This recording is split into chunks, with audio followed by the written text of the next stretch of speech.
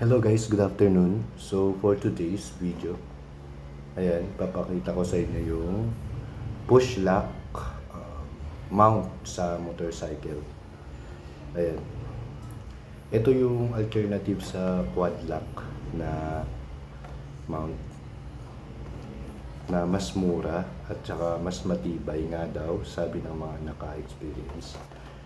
Ito po yung ano niya. Yan. Yan yung packaging ng box. Kung titignan nyo. Yan. Push lock nakalagay. Sa taas. Then, naka 3M siya. So, tara, i-unbox natin to. Para check natin kung ano yung naman.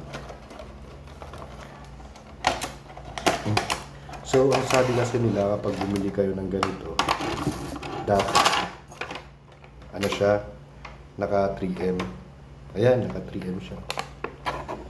Yan ang dapat nyong bilhin, naka 3M. Kasi maganda ang dikit nito sa cellphone. Yan. Yan.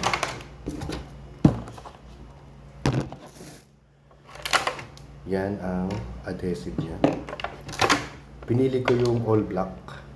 Kasi nga para mas babagay sa lahat. Ayan. May nakalagay na push.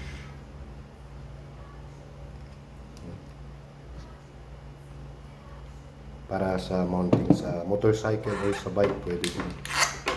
Yan. Yung mas malaki, manipis, tapos ito naman makapal. Medyo makapal.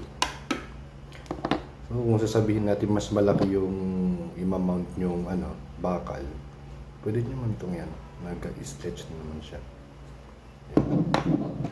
So, may allen pa siya kasama. Allen wrench.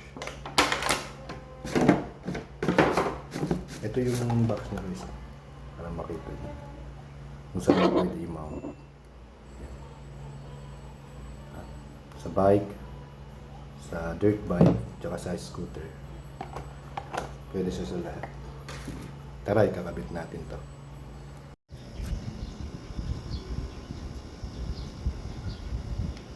So ito, ganito lang yung pagkabit sa kanya.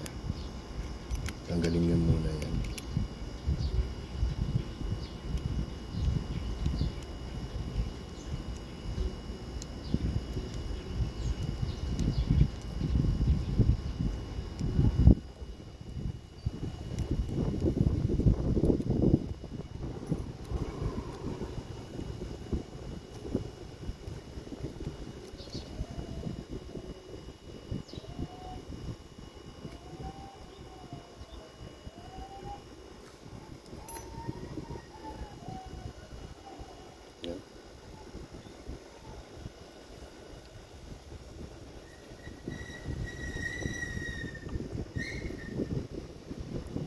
Kasya siya sa sa NMAX bracket na X3.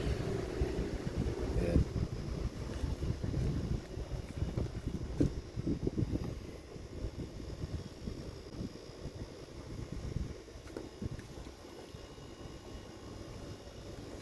Pwede na siguro ito.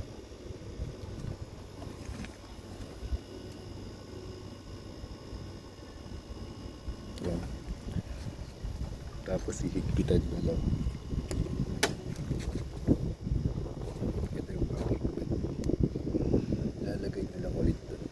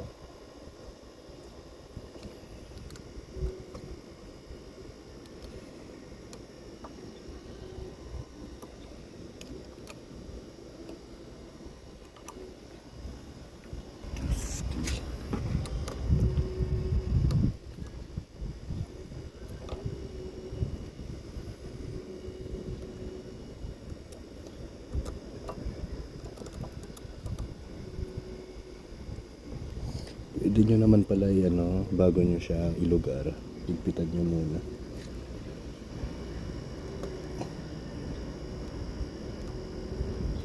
Yan.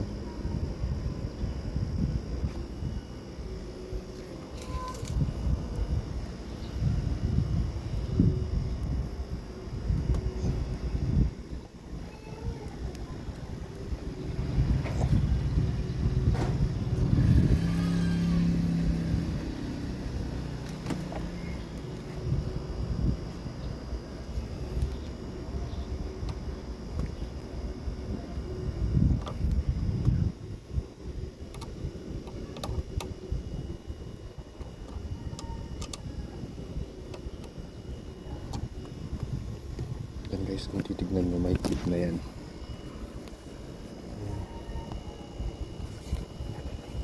Dito.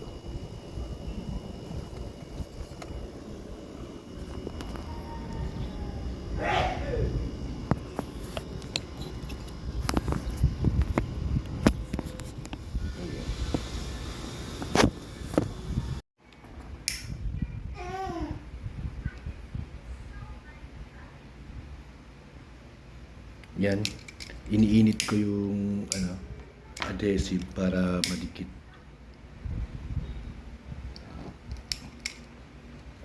Ang hangin. Initin lang natin yan. Okay. Ito na yung phone na ginamit ko pang ano, pang video. Titest natin. Okay. Push nyo lang to. Push. Then, insert.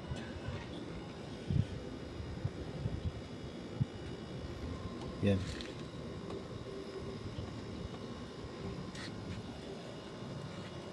Okay na.